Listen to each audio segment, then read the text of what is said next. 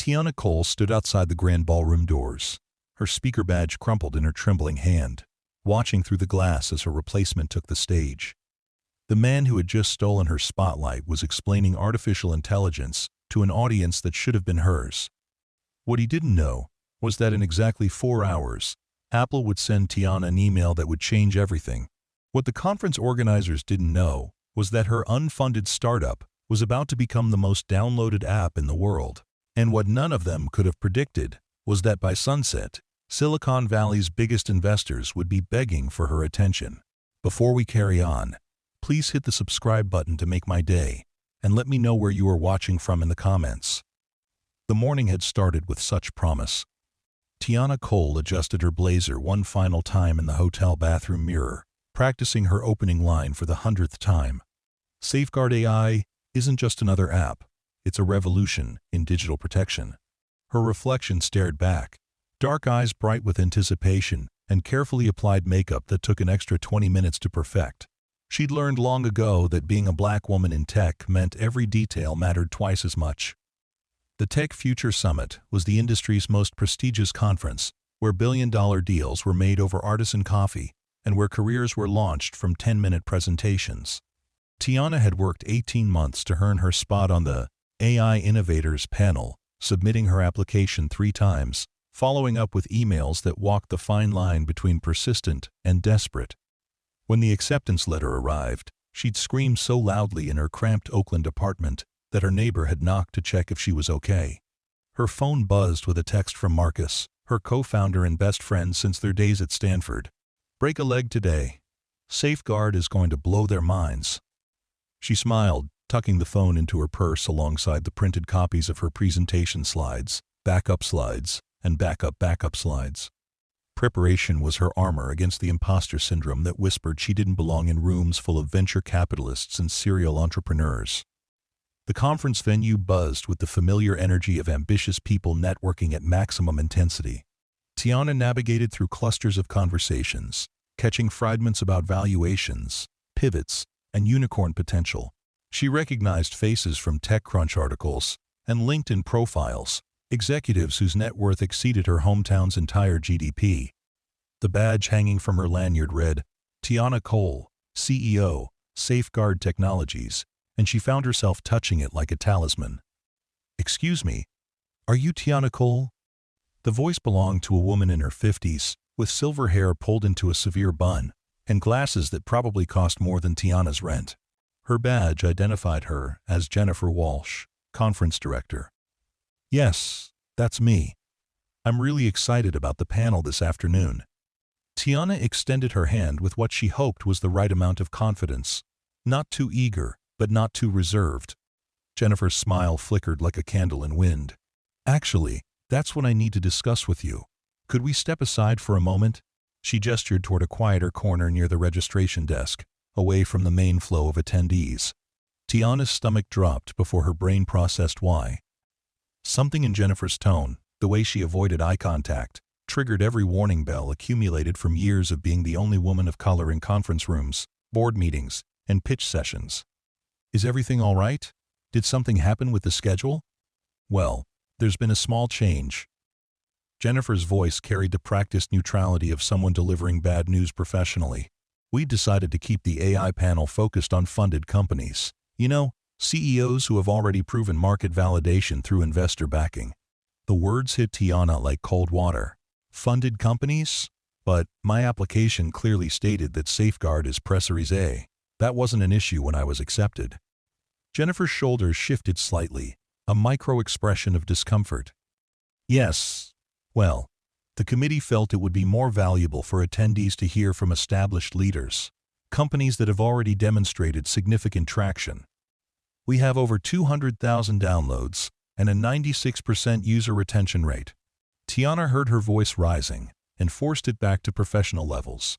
"Our AI safety technology is being implemented by 3 Fortune 500 companies in beta testing. I'm sure your product has merit, but we're looking for speakers with substantial funding rounds. Series A, minimum, preferably Series B or beyond." Jennifer's tone suggested the conversation was over. "We have Preston Edwards from Neural Flow stepping in. His company just closed a $60 million Series C. Preston Edwards. Tiana knew the name, knew his product, knew that Neuralflow was essentially Safeguard's concept, executed with inferior technology, but superior connections. She'd watched his presentation at last year's Summit online, taking notes on his pitch style, while recognizing that his AI safety protocols were fundamentally flawed. The irony tasted bitter. So, you're telling me that despite my technical expertise, despite my product's performance metrics, despite the fact that I was invited to speak, I'm being removed because I haven't convinced venture capitalists to write me a check? The question hung in the air between them. Jennifer's expression remained professionally sympathetic. I understand this is disappointing, but we have to consider what's best for our audience. They want to hear from proven leaders in the space. Proven leaders. The phrase echoed in Tiana's mind as she watched Jennifer walk away, her heels clicking against the polished conference center floor. 28 years old, Stanford computer science degree, 2 patents in artificial intelligence, and she wasn't a proven leader because her bank account didn't have 8 figures in venture capital. The registration area continued buzzing around her, conversations about disruption and scalability flowing like background music. A group of men in their 40s discussed acquisition strategies while balancing coffee cups and pastries. Their easy confidence filled the space, voices carrying assumptions about belonging that Tiana envied. None of them would have been asked about their funding status. None of them would have had their expertise questioned based on investor validation. Her phone buzzed with another message from Marcus. Just saw your name on the agenda. Panel starts in 3 hours. You ready to change the world? She stared at the screen, wondering how to explain that the world had changed her instead. Walking toward the exhibitor hall, Tiana passed the promotional posters advertising the afternoon panels. Her name had already been removed from the AI Innovators lineup, replaced with Preston Edwards' headshot and company logo. The efficiency of her erasure was almost impressive. 18 months of preparation vanished overnight like deleted code. The exhibitor hall stretched across the venue's lower level, hundreds of startups displaying their innovations with varying degrees of sophistication. Some booths featured elaborate displays with multiple monitors and branded swag, while others consisted of a folding table and handmade signs. Tiana recognized the hierarchy immediately, the correlation between booth quality and funding rounds. Safeguard's booth was modest, a simple banner behind a table displaying iPads running her app demonstration. Marcus had designed the setup to emphasize functionality over flash, their limited budget allocated toward technology rather than marketing materials. Standing behind their table, he looked up as she approached, his expression shifting from excitement to concern when he read her face. What happened? You look like someone stole your laptop. Worse, they stole my speaking slot. Tiana slumped into the folding chair behind their display, the morning's optimism deflating like a punctured balloon. Apparently, I'm not a real tech leader because we haven't raised institutional funding. Marcus set down the iPad he'd been adjusting and turned his full attention to her. They'd been through countless setbacks together, from their first failed startup during senior year to the months of rejections from investors who couldn't see Safeguard's potential. His steady presence had anchored her through every disappointment, but this felt different. This felt personal. They said that? Those exact words? Close enough. Jennifer Walsh, the conference director, explained that the panel is for proven leaders from funded companies. Preston Edwards is taking my spot because Neuralflow just closed Series C funding.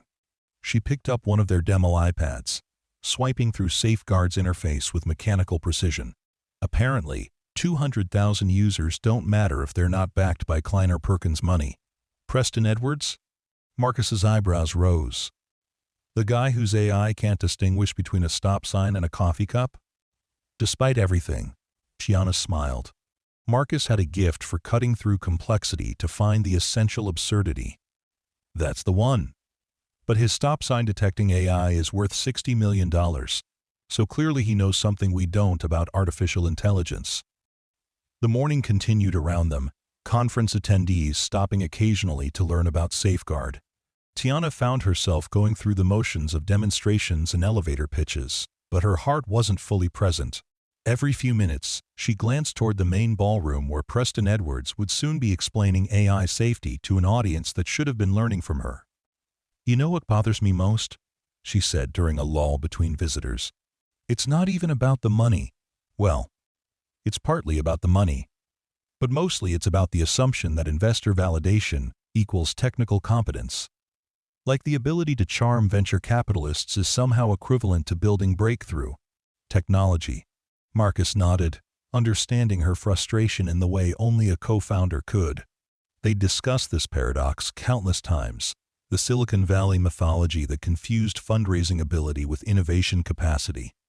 "Remember when we first pitched to Redwood Ventures?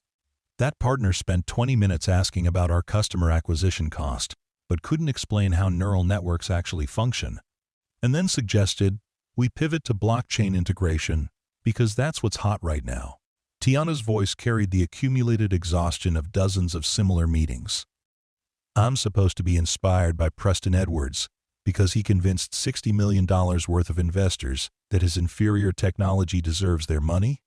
The irony wasn't lost on either of them. Safeguard's AI safety technology was genuinely innovative, using advanced machine learning to identify and prevent digital harassment before it occurred. Their algorithms could analyze text, images, and behavioral patterns to predict harmful content with 94% accuracy, protecting users from cyberbullying, revenge porn, and targeted harassment campaigns. The technology was sophisticated, the need was urgent, and the early adoption metrics were extraordinary. But none of that mattered in a world where credibility came from term sheets rather than technical achievements. "Maybe this is a blessing in disguise," Marcus suggested, though his tone indicated he didn't quite believe it himself. "We can focus on the booth, meet potential customers, build relationships without the pressure of a presentation." Tiana appreciated his optimism, but disappointment had settled in her chest like a weight. She'd rehearsed her presentation countless times, crafting each slide to tell Safeguard's story compellingly. The statistics about digital harassment, the testimonials from users whose lives had been changed by their protection, the technical innovation that made it all possible. Now that story would remain untold, at least to this audience. "I just keep thinking about all the people who could benefit from hearing about Safeguard today. Conference attendees who might integrate our technology, reporters who might cover our story, investors who might actually understand what we're building." End quote. She gestured toward the main conference area. "Instead, they're going to hear Preston Edwards explain why his Series C funding makes him an expert on AI safety." The morning stretched on with a steady stream of booth visitors, each interaction a small reminder of what Safeguard represented. A marketing director from a social media company expressed genuine interest in their harassment detection algorithms. A journalist from Wired asked thoughtful questions about their technical approach. A high school student attending with her computer science class lit up when Tiana explained how machine learning could be used to protect people rather than exploit them. These conversations reminded Tiana why she'd started Safeguard in the first place. The technology industry had incredible power to improve lives, but too often that power was misused or ignored. Digital harassment had become endemic, particularly targeting women, people of color, and LGBTQ+ individuals. Traditional social media companies treated safety as an afterthought, applying moderation policies reactively rather than preventatively. Safeguard was different. Their AI didn't just identify harmful content after it was posted. It predicted and prevented harassment before it occurred. Users could customize their protection levels, choosing how aggressively the system filtered potential threats. The technology learned from each interaction, becoming more sophisticated and personalized over time. "You should see the messages we get from users," Tiana told the journalist from Wired. "Teenagers who can finally participate in online communities without fear. Women who've been stalked digitally finding peace of mind. LGBTQ+ youth who can express themselves authentically. Without harassment. That's the impact we're measuring. Not just download numbers or engagement metrics." The journalist nodded, scribbling notes with evident interest. "And you developed this technology without institutional funding? How did you manage the computational resources needed for machine learning at this scale?" "Creative partnerships and a lot of late nights," Tiana replied.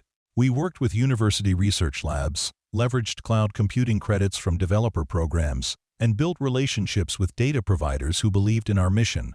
When you're solving a problem this important, you find ways to make it work. As noon approached, the conference energy shifted toward the afternoon panel sessions. Attendees grabbed quick lunches from the catered stations, checking their schedules and migrating toward various presentation rooms. Tiana watched groups heading toward the main ballroom where the AI Innovators panel would take place, each person representing an opportunity lost. "I'm going to step outside for some air," she told Marcus, needing a moment away from the bustling exhibition hall. The conference center's exterior featured a small garden area with benches and walking paths designed to provide attendees with quiet spaces for phone calls and private conversations. The October afternoon was crisp, Bay Area autumn at its most comfortable. Tiana found an empty bench, facing away from the building, pulling out her phone to check messages. Her inbox contained the usual mix of user feedback, partnership inquiries, and technical support requests.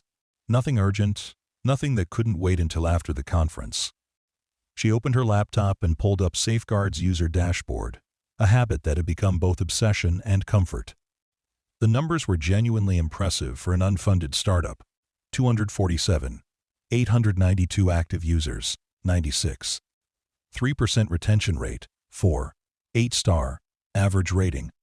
And most importantly, 89, 432 harassment incidents prevented in the past month alone. Each prevented incident represented a real person protected from digital harm. The statistics should have been enough. In a rational world, these metrics would demonstrate Safeguard's value more convincingly than any investor pitch deck. But the tech industry wasn't entirely rational, particularly when it came to recognizing innovation from unexpected sources. Her phone rang, displaying Marcus's name. "You need to get back here right now." "What's wrong? Did something happen with the demo?" "Just get back here, trust me." His voice carried an excitement that made her pulse quicken.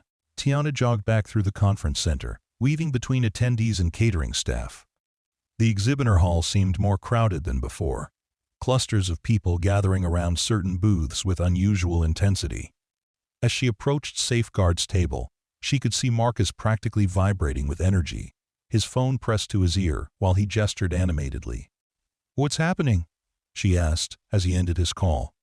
Marcus turned toward her with a grin that threatened to split his face. "Check your email. Right now." Tiana pulled out her phone, her fingers trembling slightly as she opened her email app. The most recent message made her breath catch in her throat. The sender was listed as App Store Editorial Team, and the subject line read, "Safeguard AI selected as today's featured app." She opened the message with hands that had begun to shake. The email was brief but life-changing. "Congratulations! Safeguard AI has been selected as today's featured app on the iOS App Store. Your innovative approach to AI-powered safety has impressed our editorial team, and we're excited to showcase your work to millions of users worldwide. The feature will go live at 3 p.m. Pacific Time and will remain prominent for 24 hours." End quote. "Marcus." Her voice barely functioned. "Marcus, this is..." "I know. It gets better."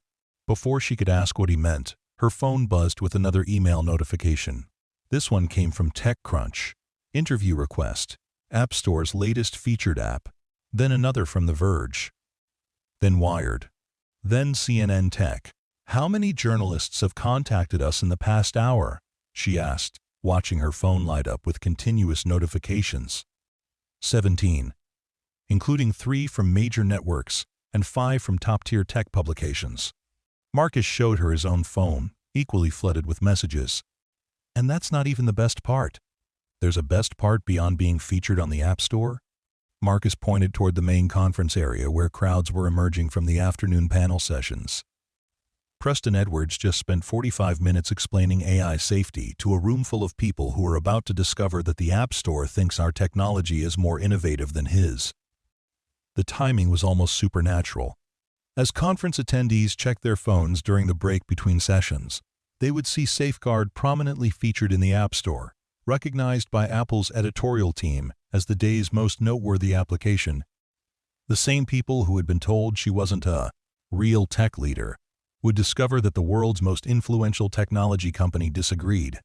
"We need to prepare for what's coming next," Tiana said, her mind already racing through implications. App Store features typically generate massive download spikes. Our servers need to handle the traffic, our customer support needs scaling, and we need media talking points prepared. They spent the next hour in controlled chaos, fielding interview requests while monitoring Safeguard's performance metrics. The App Store feature had gone live at exactly 3 p.m., and the results were immediate and dramatic. Downloads spiked to levels they'd never experienced, user registrations flooded in from around the world, and their servers strained under unprecedented demand. Download rate just hit 10,000 per hour, Marcus reported, refreshing their analytics dashboard obsessively. We're trending in 37 countries. Tiana handled the journalist interviews with a professionalism that masked her internal euphoria.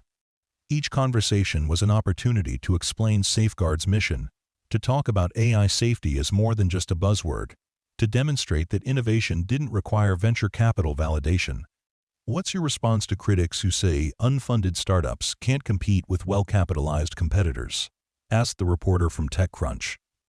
I'd say that innovation comes from solving real problems, not from having the biggest marketing budget, Tiana replied. Safeguard's users don't care about our funding status. They care about whether our technology protects them from digital harassment. Today's App Store feature suggests that quality and innovation still matter, more than venture capital pedigree. The afternoon transformed from disappointment into vindication as news of Safeguard's App Store feature spread through the conference. Attendees who had walked past their booth that morning now approached with genuine interest, asking detailed questions about their technology and business model. The same metrics that had been dismissed earlier in the day suddenly seemed impressive when viewed through the lens of Apple's endorsement. It's fascinating how external validation changes perception, Tiana observed to Marcus during a brief lull. Our technology didn't improve between this morning and this afternoon, but now everyone wants to understand how we built it. That says more about the industry than it does about us, Marcus replied. But right now, I'm just grateful we have the platform to tell our story. The platform was expanding rapidly. By 5 p.m., Safeguard had been downloaded over 50,000 times, their user base growing faster in a single afternoon than in any previous month. Social media mentions were exploding, with users sharing stories about how the app had protected them from harassment. Technology journalists were writing think pieces about the importance of AI safety and the innovation potential of unfunded startups. Then Tiana's phone rang with a call that changed everything again. Ms. Cole? This is David Chen from Sequoia Capital. I hope you have a few minutes to talk. Sequoia Capital. One of Silicon Valley's most prestigious venture capital firms, investors in Apple, Google, and hundreds of successful startups. Tiana had sent them a pitch deck 8 months ago and received a polite rejection within a week. Of course, Mr. Chen. How can I help you? I've been following Safeguard's App Store feature today, and I'm impressed by what you've built. Our team has been analyzing your technology and user metrics, and we'd like to discuss a potential investment. Are you currently raising funding? The question was surreal. This morning, her lack of funding had disqualified her from speaking to tech industry professionals. This afternoon, those same professionals were calling to offer funding based on the same technology they'd dismissed earlier. We're always open to conversations with the right partners, Tiana replied, falling back on the diplomatic language she'd learned from countless pitch meetings. What kind of timeline are you considering? We'd like to move quickly. Could you meet with our team tomorrow morning? I'm prepared to discuss a significant Series A round, potentially in the $20 to $30 million range, based on preliminary analysis. $20 to $30 million. The number was larger than Safeguard's total operating budget for the past 2 years. Larger than Tiana had dared to hope when she'd first started pitching investors. Larger than most Series A rounds for companies at their stage. That sounds very interesting. I'll need to coordinate with my co-founder, but tomorrow morning should work. After ending the call, Tiana stared at her phone in disbelief. Marcus was handling another interview, but she caught his attention and gestured for him to wrap up quickly. Sequoia Capital wants to meet tomorrow about a $20 to $30 million Series A, she said when he finished. Marcus blinked several times before responding. Sequoia Capital. The Sequoia Capital. The firm that rejected us 8 months ago without even taking a meeting. The very same. Apparently, App Store validation carries more weight than our actual technology. Metrics. They were interrupted by another phone call, this time from Andreessen Horowitz. Then, Kleiner Perkins. Then 3 more venture capital firms that had previously shown no interest in Safeguard. Each conversation followed a similar pattern.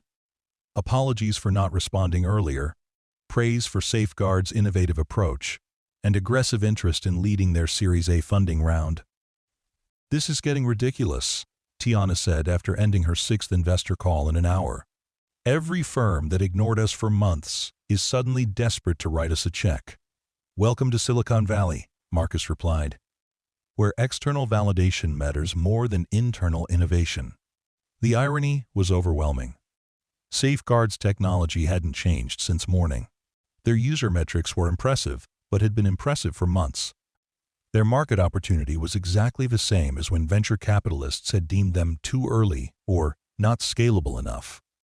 The only difference was Apple's editorial endorsement, a single email that had transformed them from unfunded outsiders to Silicon Valley darlings. "We need to be strategic about this," Tiana said, her business school training kicking in. "Every investor is going to offer similar terms and claim they're the best partner. We need to evaluate them based on actual value add, not just check size." They spent the evening fielding calls and scheduling meetings, the conference around them winding down as attendees headed to networking events and hotel bars. The exhibitor hall was being dismantled, booths packed away until the next industry gathering. Safeguard's modest setup looked unchanged, but everything else had transformed completely. "I keep thinking about Jennifer Walsh," Tiana admitted as they packed up their materials. "This morning she told me I wasn't a proven leader because I lacked investor backing. Tonight, investors are competing to back me because Apple proved my leadership." "Are you going to tell her?" "Ah, you going to tell her?" Marcus asked. "I don't think I need to. Word travels fast in conferences like this." Indeed, news of Safeguard's App Store feature and investor interest had spread throughout the conference community. Attendees who had watched Preston Edwards' panel were now asking questions about the unfunded startup that Apple had chosen to highlight. Technology journalists were writing articles contrasting Safeguard's organic success with the venture capital validation that had dominated the conference panels. The next morning brought a whirlwind of investor meetings, each firm presenting their case for why they should lead Safeguard's Series A round. The conversations were markedly different from Tiana's previous fundraising attempts. Instead of skeptical questions about market size and competitive positioning, investors focused on how quickly they could complete due diligence and close the round. "We're prepared to offer $35 million at a pre-money valuation of $150 million, said the partner from Andreessen Horowitz. "We can have a term sheet to you by end of business today." The numbers were staggering. A $150 million pre-money valuation would make Safeguard worth more than many companies that had been operating for years with significant funding rounds. Tiana's ownership stake would be worth tens of millions of dollars on paper, transforming her from struggling entrepreneur to Silicon Valley success story overnight. But the rapid transformation also felt hollow. The same technology, the same team, the same vision that had been rejected repeatedly for months was now being celebrated as revolutionary innovation. The only difference was external validation from Apple's editorial team. "I want to be clear about our priorities," Tiana said during her meeting with Sequoia Capital. "We're not just building a profitable company. We're trying to make the internet safer for vulnerable communities. Any investor we work with needs to support that mission, not just our financial metrics." "And?" David Chen nodded earnestly. "Absolutely. Sequoia has a strong track record of supporting mission-driven companies. We believe Safeguard can achieve both social impact and financial returns." The meeting continued with discussions of board composition, employee stock option pools, and growth strategies. Standard venture capital topics that would have thrilled Tiana 6 months ago. Now, they felt like validation of something she already knew. Safeguard was valuable, innovative, and worthy of investment. By noon, Safeguard had received term sheet offers from 7 different venture capital firms, ranging from $25 million to $40 million with varying valuation terms. The funding that had seemed impossible to secure for 18 months was suddenly abundant, offered by firms competing against each other for the privilege of investing. How do we choose? Marcus asked as they reviewed the competing offers. They're all offering similar terms and making similar promises about value add. We choose based on who we were before yesterday, Tiana replied. Who understood our mission, who shared our values, who saw our potential even when we didn't have Apple's endorsement. That criteria eliminated most of their suitors. The majority of interested investors had shown no previous interest in Safeguard, despite months of outreach attempts. Their sudden enthusiasm felt opportunistic rather than genuine. What about the firms that rejected us earlier? Do we give them a second chance? Marcus asked. I'm inclined to say no, not out of spite, but because their previous rejection revealed something about their judgment and priorities. If they couldn't recognize Safeguard's potential when we needed them most, why should we trust them to support us through future challenges? The decision-making process was interrupted by another call, this time from an unexpected source, Jennifer Walsh, the conference director who had removed Tiana from the speaking panel. Tiana, I hope you have a moment. I wanted to congratulate you on Safeguard's App Store feature. It's quite an achievement. Thank you, Jennifer. It's been an exciting few days. I also wanted to apologize for yesterday's misunderstanding about the panel. We had some last-minute changes, and I may not have communicated them as clearly as I should have. Misunderstanding. The word hung in the air, like a diplomatic euphemism. There had been no misunderstanding about being told she wasn't a real tech leader because she lacked venture capital funding. I appreciate you calling, Tiana replied, keeping her tone professionally neutral. I hope the panel went well. Actually, that's part of why I'm calling. We're planning next year's conference, and we'd love to have you keynote the BI. Opening session. Your story about building innovative technology without traditional funding could inspire a lot of entrepreneurs. The irony was almost perfect. Yesterday, she hadn't been qualified to participate in a panel discussion. Today, after external validation from Apple, she was keynote speaker material. The same story, the same achievements, the same technology, but perceived entirely differently based on outside recognition. That's very flattering, but I'll need to think about it. Next year is going to be quite busy as we scale Safeguard. After ending the call, Tiana reflected on how quickly circumstances could change in Silicon Valley. 24 hours ago, she'd been an unfunded outsider struggling for recognition. Now she was fielding keynote invitations and venture capital offers worth tens of millions of dollars. The system is broken, she said to Marcus. Not just for us, but for every innovative company that doesn't fit traditional venture capital patterns. How many breakthrough technologies never get developed because their creators can't access funding? How many problems remain unsolved because the people working on solutions don't look like typical Silicon Valley entrepreneurs? Marcus nodded, understanding her frustration even in the midst of their success. Maybe that's part of Safeguard's mission going forward, not just to protect people from digital harassment, but to demonstrate that innovation can come from anywhere, funded or unfunded. The afternoon brought final negotiations with their chosen investor, a smaller venture capital firm called Purpose Ventures that had been interested in Safeguard for months, even before the App Store feature. Their partner, Lisa Rodriguez, had taken meetings when larger firms wouldn't return phone calls. She understood AI safety technology and shared Safeguard's commitment to protecting vulnerable communities online. We're excited to lead your Series A with $28 million at a pre-money valuation of $120 million, Lisa said during their final meeting. But more than the financial terms, we're excited about the mission. Safeguard represents the kind of technology the world needs more of.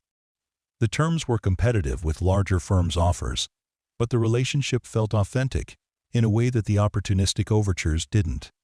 Purpose Ventures had seen Safeguard's potential when it mattered, before external validation made supporting them an obvious choice. We're ready to move forward, Tiana replied, extending her hand to shake on the deal. Let's change how the internet works. The handshake represented more than just a funding agreement. It symbolized validation that had nothing to do with App Store features or investor competition. Purpose Ventures had believed in Safeguard when belief required genuine insight rather than following market signals. That evening, as news of Safeguard's funding round spread through Silicon Valley networks, Tiana and Marcus celebrated quietly in their Oakland office space. The same cramped room where they built their first prototype, where they'd survived on ramen noodles and caffeine, where they'd sustained their vision through months of rejection and doubt. $28 million, Marcus said, still processing the magnitude of their transformation. This morning we were bootstrapping server costs. Tonight we can hire engineers, expand internationally, and build Safeguard into everything we've dreamed. More importantly, we can protect millions more people. From digital harassment, Tiana added. Every additional user means fewer victims of cyberbullying, revenge porn, and targeted abuse. That's what makes this meaningful. The money was life-changing, but the mission remained constant. Safeguard existed to make the internet safer for vulnerable communities, to use artificial intelligence for protection rather than exploitation. Success will be measured not just in financial returns, but in harassment incidents prevented and lives improved. I keep thinking about that high school student who visited our booth yesterday, Tiana continued. She was so excited about using AI to help people instead of replacing them. That's the audience we're really building for, not venture capitalists or conference organizers. Her phone buzzed with text messages from friends and family who had seen news coverage of Safeguard's funding round. Congratulations, mixed with expressions of amazement at how quickly everything had changed.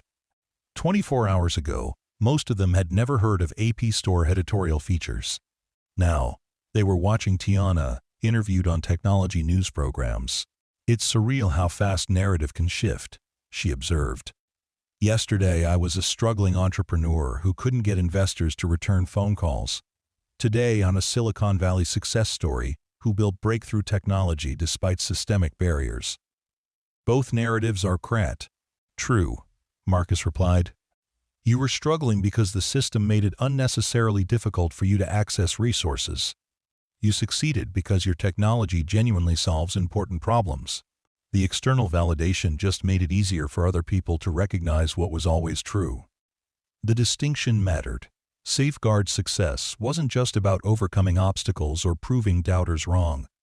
It was about demonstrating that innovation could emerge from unexpected places. That technical excellence didn't require traditional credentials, that solving meaningful problems mattered more than following established patterns.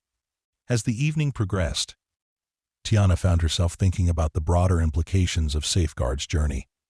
How many other innovative companies were being overlooked because they didn't fit venture capital expectations? How many problems remained unsolved because potential solutions came from entrepreneurs who lacked traditional network access? We have a responsibility now, she said, not just to build Safeguard successfully, but to use our platform to highlight other overlooked innovations. To invest in entrepreneurs who look like us, who face similar barriers, who have great ideas but lack traditional access. Marcus smiled. So, we're going to become venture capitalists ourselves? Maybe. Or maybe we find other ways to support innovation that doesn't fit standard patterns. Angel investing, mentorship programs, partnership opportunities. Whatever it takes to ensure that the next breakthrough technology doesn't wait 18 months for recognition. The vision expanded beyond Safeguard to encompass systemic change and how innovation was identified, funded, and celebrated. Success in Silicon Valley came with platforms and responsibilities that could be used to create opportunities for others facing similar challenges. First, though, we need to prove that Safeguard can scale successfully, Tiana added. The best way to support other overlooked innovations is to demonstrate that unconventional approaches can build massive, successful companies. They spent the rest of the evening planning Safeguard's expansion, hiring strategies, international market entry, additional product features, partnership opportunities. The funding round provided resources to execute their vision at unprecedented scale, but the fundamental mission remained unchanged. 3 months later, Tiana stood on the same conference center stage where Preston Edwards had spoken about AI safety to an audience that should have been hers. This time, she was delivering the keynote address to Tech Future Summit's opening session.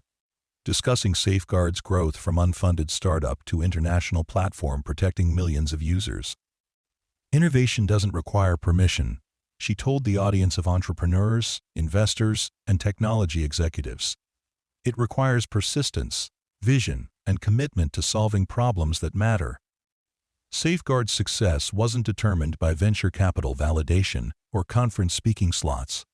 It was determined by our users, people whose lives were improved by technology that actually worked. The audience included many faces from the previous year's conference, including Jennifer Walsh in the front row and Preston Edwards near the back.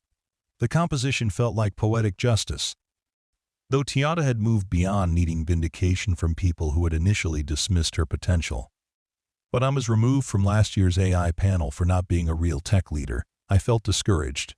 She continued. But that experience taught me something valuable. External validation is temporary, but solving real problems creates lasting impact. Safeguard now protects over 5 million users worldwide, prevents thousands of harassment incidents daily, and has inspired dozens of other safety-focused technologies. The statistics were remarkable, even by Silicon Valley standards. Safeguard had grown faster than Twitter, Instagram, or most other social platforms in their early years. More importantly, their impact metrics demonstrated genuine social value.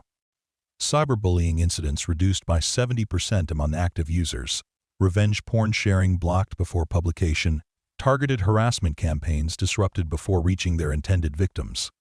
But success metrics tell only part of our story, Tiana said, clicking to her next slide. The real measure of Safeguard's impact is in the messages we receive from users whose lives had been changed. Teenagers who can participate online without fear. Women who've escaped digital stalking.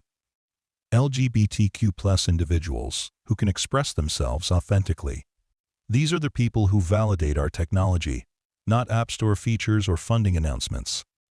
She had learned to balance acknowledgement of external recognition with emphasis on internal purpose. The App Store feature had been crucial for Safeguard's growth, but their mission had always been larger than market success. Technology companies had extraordinary power to shape human behavior and social interactions. That power carried corresponding responsibilities. The question facing our industry isn't whether AI will transform society, but whether that transformation will benefit everyone, or just the people building the systems, she continued. Safeguard represents one approach, using artificial intelligence to protect vulnerable communities rather than exploit them. But we need hundreds of similar approaches, developed by diverse teams, solving different aspects of the same fundamental challenge. During the question and answer session, a young woman in the audience raised her hand. Ms. Cole, what advice would you give to entrepreneurs who are struggling to get investor attention for social impact technologies? The question resonated deeply with Tiana's own experience. First, remember that investor attention isn't the same as market validation. Build something people actually need. Measure your impact honestly, and don't let funding difficulties convince you that your solution is invaluable. Second, look for investors who understand your mission, not just your financial projections. The right partner will see your potential, even when others don't. Another audience member asked about Safeguard's technical approach. How did you develop AI safety technology without the computational resources that well-funded companies typically require? Creative partnerships and obsessive efficiency, Tiana replied. We worked with university research labs, leveraged academic datasets, and built relationships with cloud computing providers who supported our mission. When you're solving important problems, you find ways to overcome resource constraints. Sometimes those constraints actually improve your technology by forcing innovative approaches. The technical discussion continued for several minutes, covering machine learning algorithms, user privacy protections, and scalability challenges. Tiana enjoyed these conversations more than funding discussions because they focused on actual innovation rather than market positioning. After her presentation, the conference reception buzzed with conversations about Safeguard's journey and broader questions about innovation access in Silicon Valley. Entrepreneurs approached Tiana with their own stories of investor rejection and external validation struggles. The themes were remarkably consistent across different industries and demographics. I've been working on clean energy storage for 3 years, said one entrepreneur. Investors keep telling me the market isn't ready, but our technology works and addresses real climate problems. Your story gives me hope that persistence will eventually pay off. The key is defining success on your own terms, Tiana replied. If your technology solves important problems, keep building and improving regardless of investor feedback. External validation will come, but internal conviction has to sustain you through the difficult periods. These conversations reinforced her commitment to supporting other overlooked innovations. Safeguard's success created platforms and resources that could benefit entrepreneurs facing similar systemic barriers. The responsibility felt both exciting and overwhelming. Later that evening, Marcus joined Tiana for dinner at a restaurant overlooking San Francisco Bay. They had chosen the location specifically to reflect on how far they'd traveled, literally and figuratively, from their cramped Oakland office space. 5 million users, Marcus said, raising his glass in a toast. Remember when we celebrated reaching our first 1,000? I remember when we celebrated our first 100, Tiana replied, clinking glasses with him. Every milestone felt impossible until we achieved it. Now we're planning international expansion and enterprise partnerships that seemed like fantasy scenarios 18 months ago. The growth had been extraordinary, but not without challenges. Scaling Safeguard's technology to protect millions of users required constant innovation in machine learning, data processing, and user experience design. They had hired 47 employees, opened offices in 3 cities, and built partnerships with major technology platforms. What I'm most proud of isn't the growth metrics, Tiana continued. It's the culture we've maintained while scaling. Our team still believes in Safeguard's mission, still prioritizes user safety over engagement optimization, still treats protection of vulnerable communities as our primary responsibility. Many technology companies lost their founding values during rapid expansion, but Safeguard had intentionally preserved theirs. Every new hire underwent mission alignment discussions. Every product decision was evaluated against user safety criteria. Every partnership agreement included commitments to ethical AI development. The Purpose Ventures partnership has been crucial for that, Marcus observed. Lisa Rodriguez understands that financial returns and social impact can be complementary rather than competing priorities. Their Series A investor had indeed proven to be the right choice. Purpose Ventures provided not just funding, but strategic guidance that supported Safeguard's mission-driven approach. Board meetings focused on impact metrics alongside financial performance, and investment decisions prioritized long-term sustainability over short-term growth optimization. I've been thinking about our next phase, Tiana said. Safeguard is successful, but the problems we're solving are much larger than any single company can address. Digital harassment, online abuse, AI safety, platform accountability, these issues require industry-wide solutions. Are you thinking about starting a foundation, investing in other safety-focused startups? Both, maybe. Or perhaps something entirely different. The point is, using our success to create systemic change rather than just building a larger company. Tiana gestured toward the city lights spreading across the day. Silicon Valley has incredible resources and talent.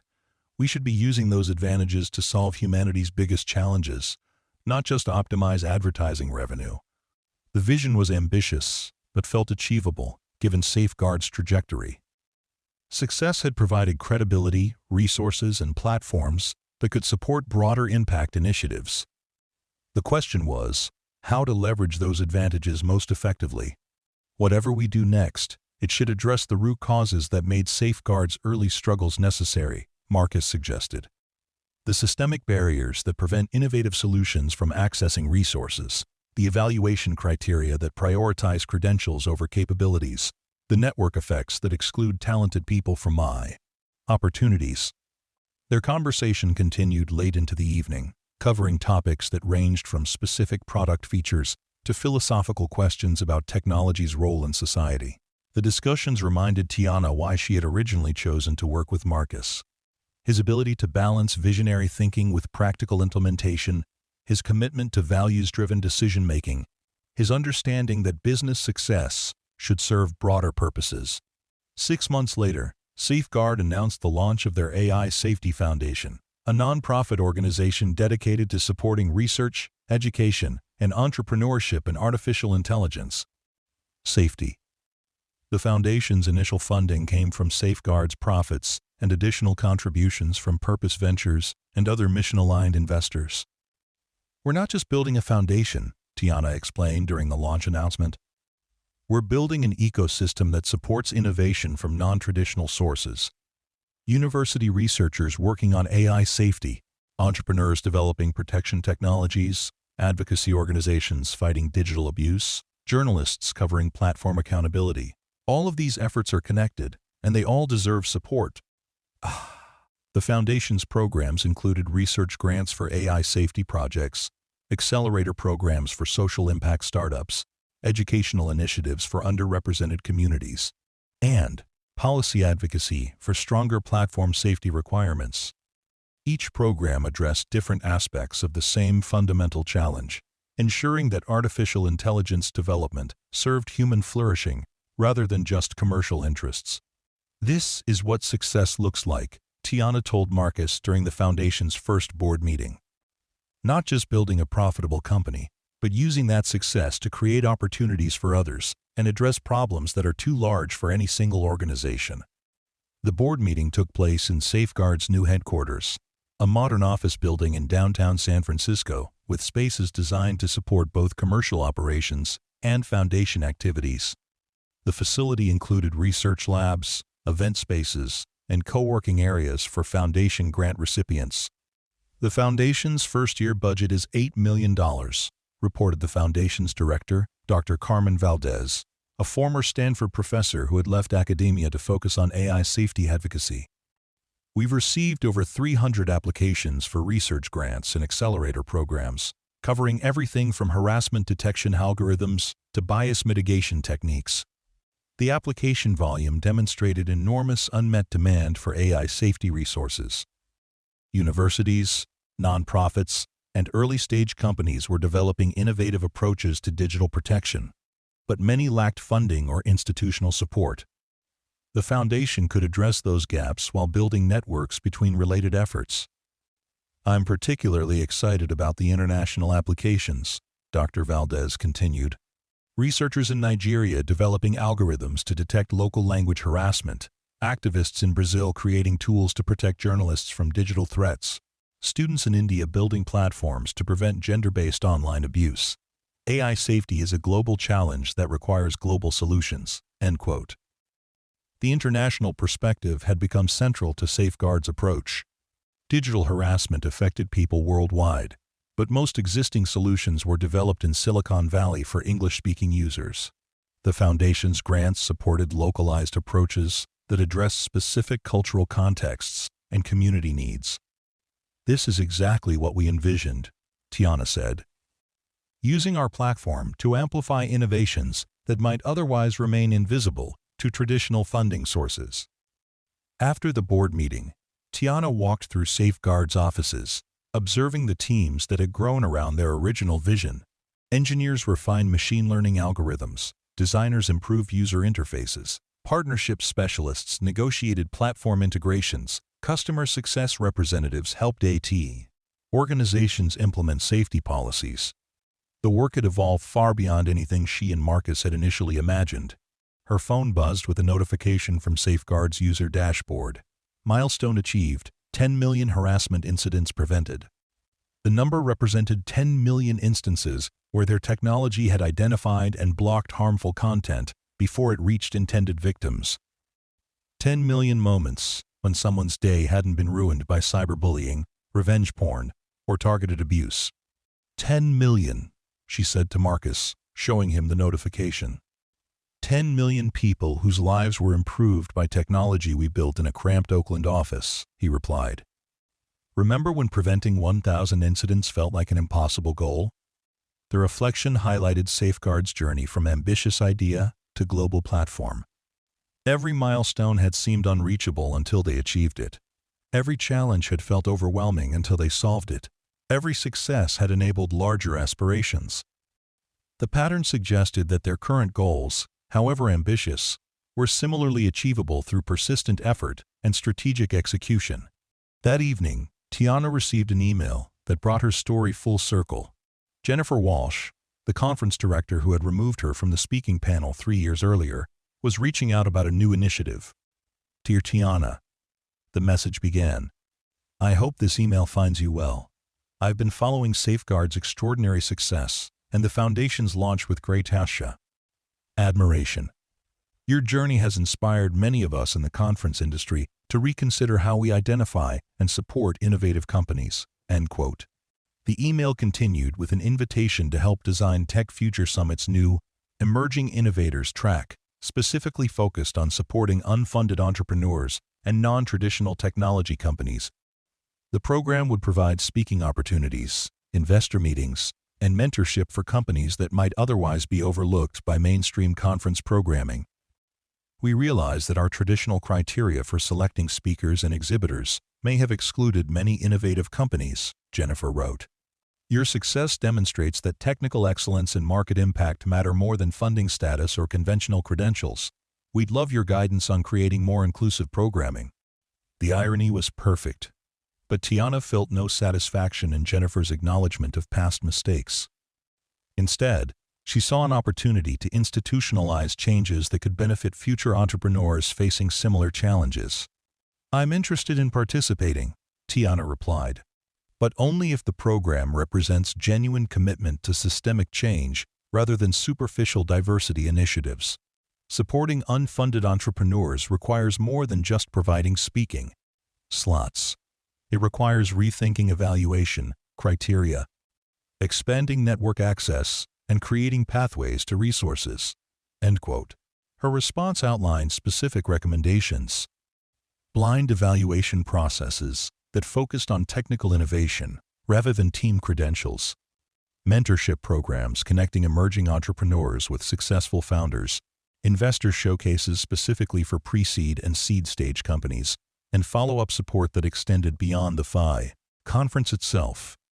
"The goal shouldn't be helping a few exceptional companies overcome systemic barriers," she wrote. "The goal should be removing those barriers so that innovation can emerge from anywhere." 3 months later, Tiana stood before another Tech Future Summit audience, but this time as the keynote speaker for the inaugural Emerging Innovators track. The audience included 200 entrepreneurs from backgrounds that were traditionally represented at Silicon Valley conferences. Community college students, immigrant founders, rural entrepreneurs, formerly incarcerated individuals starting technology companies, disabled inventors developing assistive technologies. "Innovation has no demographic requirements," she began her presentation. "It doesn't care about your educational pedigree, your network connections, or your access to venture capital. Innovation cares about solving problems that matter to real people. Everyone in this audience has ideas that could change the world. Your job is to build them. Our job is to remove the barriers that make building unnecessarily difficult." The speech covered safeguards, technical development, business growth, and social impact, but focused primarily on lessons that could benefit anyone building innovative technology. How to validate ideas without expensive market research. How to build sophisticated products with limited resources. How to measure success in ways that don't depend on external validation.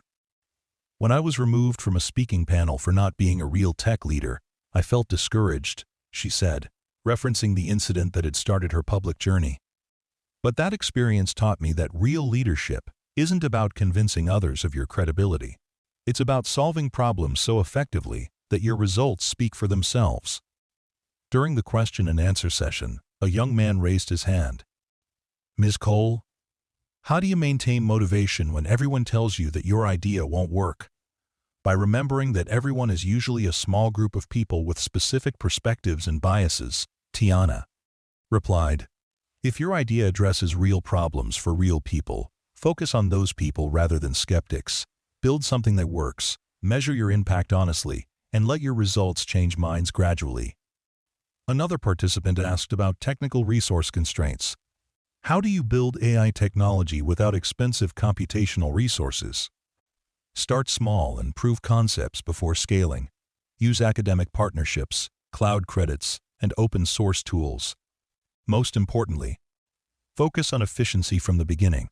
Resource constraints often force innovative approaches that wouldn't emerge with unlimited budgets." End quote.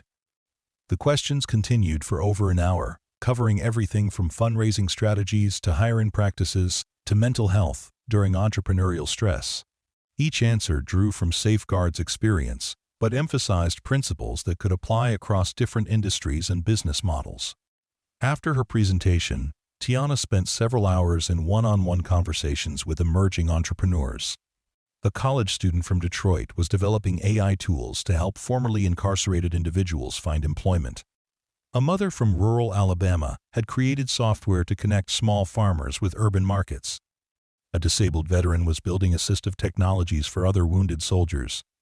Each conversation reinforced Tiana's conviction that innovation emerged from diverse perspectives and experiences.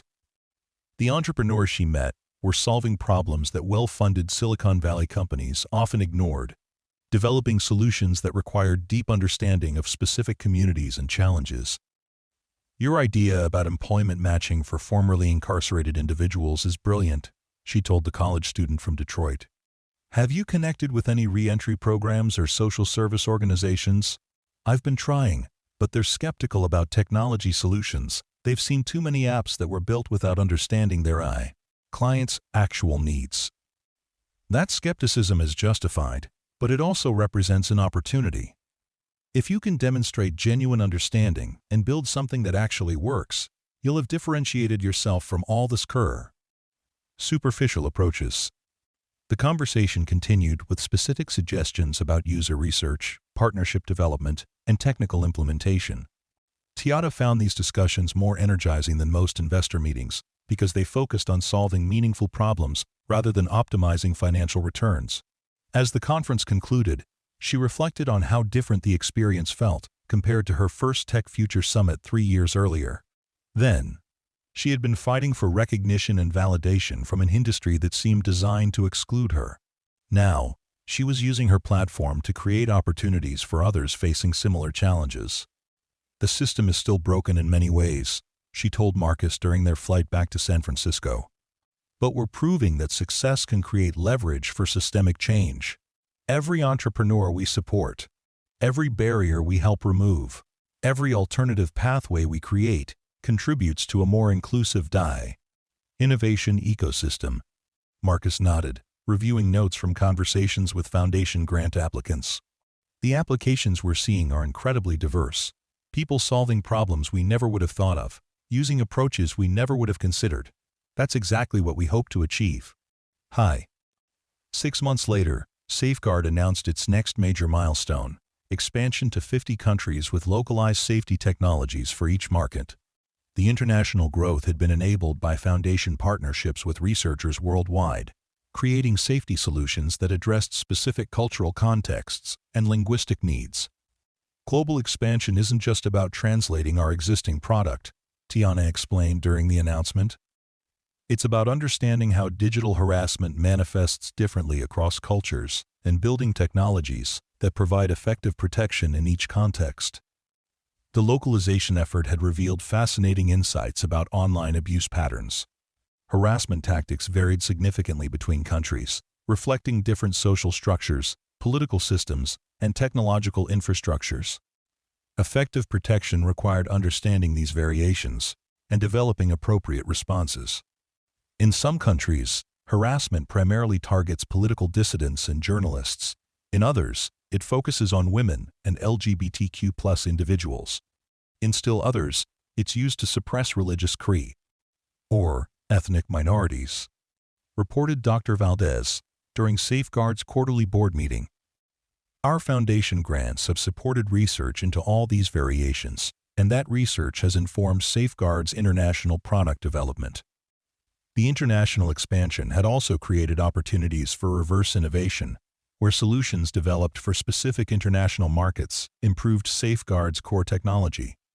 Harassment detection algorithms developed for tonal languages had enhanced emotional analysis capabilities. Privacy protection mechanisms created for authoritarian countries had strengthened security for all users. This is what global impact looks like, Tiana observed. Not just exporting Silicon Valley solutions to other markets, but learning from diverse perspectives to build better technologies for everyone. The success metrics were extraordinary by any measure. Safeguard now protected over 25 million users worldwide, prevented hundreds of thousands of harassment incidents monthly, and had inspired similar safety technologies from dozens of other companies.